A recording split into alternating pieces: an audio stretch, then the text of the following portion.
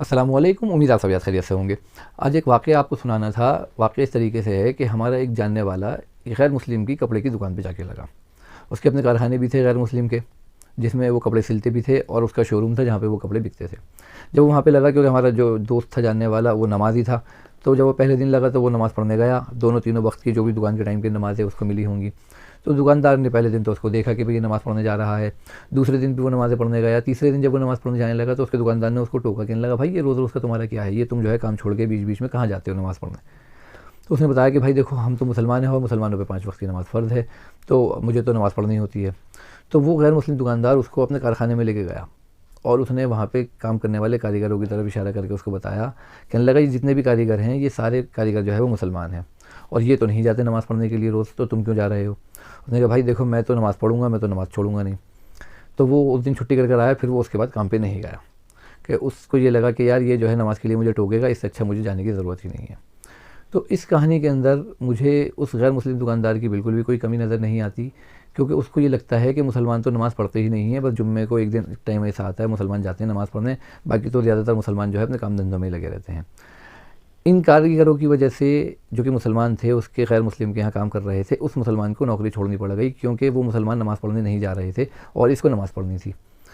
अब कहने को ये भी मुसलमान हैं और वो भी मुसलमान हैं, लेकिन इन मुसलमान की वजह से इस मुसलमान को नौकरी छोड़नी पड़ गई, क्योंकि इसको नमाज़ पढ़ने का मौका नहीं मिल पा रहा था, इस वजह से कि ये मुसलमान नमाज़ पढ़ने नहीं जाते। ये तो है एक गैर मुस्लिम के कारखाने की कहानी। अब आ जाते हैं हम अपने मुसलमान जो हमारे कारीगर हैं, जो कारखानों में काम करते हैं।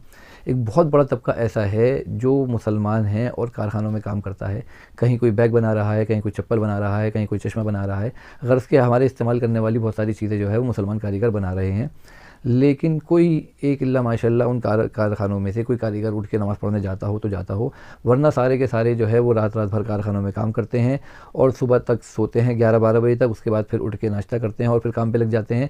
इन लोगों की ज़िंदगी इसी तरीके से चल रही है। जुम्मे वाले दिन भाग भाग के जो है ये लोग 2:30 वाली या 2 वाली नमाज़ पढ़ते हैं और फिर आगे काम पे लग जाते हैं। इनको कोई मतलब वास्ता नहीं है कि मस्जिदें वीरान हो रही हैं, होती रहें। इनको सिर्फ़ पैसा कमाने से मतलब है। कहने को ये मुसलमान हैं, लेकिन नमाज का इनसे कोई दूर से दूर तक का वास्ता नज़र नहीं आता। देखिए, आज जो हमारे हालात बने हुए हैं मुसलमानों के, ख़ास तौर पे हिंदुस्तान के अंदर, तो ये जो मुसलमान कारखानों में कारीगर काम कर रहे हैं और दुकानों पे भी और कहीं भी किसी भी शोबे में जो नमाज़ पढ़ने नहीं जा रहे, इनका एक बहुत बड़ा हाथ है इन मस्जिदों को शहीद होने में। ये जो मस्जिदें हमारी शहीद हो रही हैं, इन्हीं की वजह से हो रही हैं कि ये लोग मस्जिदों में नहीं जाते। इन लोगों ने मस्जिदों को वीरान छोड़ दिया और इन्होंने बस दुनिया को अपना वो समझ लिया कि बस हमें दुनिया को कमाना है और इस दुनिया से चले जाना है, और मरने के बाद तो क्योंकि हम मुसलमान हैं, जन्नत हमारी है, हमारे बाप की है, कोई मसला नहीं है।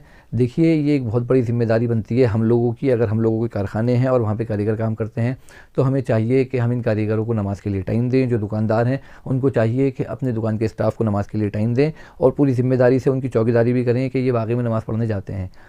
थोड़ा सा टाइम लगेगा, लेकिन सब नमाज़ पर आ जाएंगे। थोड़ा सा आप इनको मोहलत दीजिए, थोड़ा सा मौका दीजिए, थोड़ी सी रियायत दीजिए, इंशाल्लाह सब नमाज़ पढ़ने वाले बन जाएंगे। बहुत से लोग इसलिए नहीं जाते कि भाई हमारी दिहाड़ी मर जाएगी। देखिए, मुश्किल से पूरे दिन में आपको सिर्फ आधा घंटा नमाज़ के लिए देना है। आप फ़र्ज़ पढ़िए और वापस भाग आइए, लेकिन नमाज़ ज़रूर पढ़िए।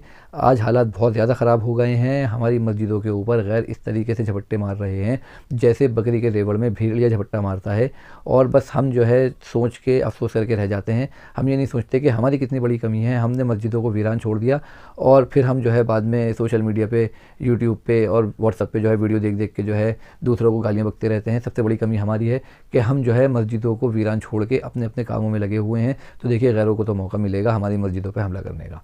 इसलिए कोशिश करें कि जो अल्लाह ने हमें ज़िंदगी दी है, इसी ज़िंदगी के अंदर हम जो है अल्लाह को राज़ी भी करके जाएँ, और जो हमारे ऊपर ज़िम्मेदारी बनती है कि भाई हमें मस्जिदों को आबाद करना है, हम मस्जिद की आबादी की भी फ़िक्र करें।